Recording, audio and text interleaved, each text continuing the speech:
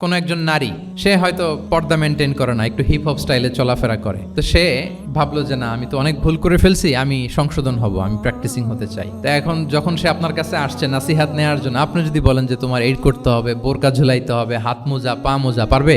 এ বলবে আগে যা ছিলাম ভালোই ছিলাম। তাকে একটু একটু করে বোঝাতে হবে, মানে এই হেজাব এটা কেন, হ্যাঁ, কাভারিং আওরা এটা কেন, কেন এটা করতে, এটা বেনিফিটটা আগে বুঝালেন। যে Islam consider women as a queen, নারীকে ইসলাম কি হিসেবে কনসিডার করে?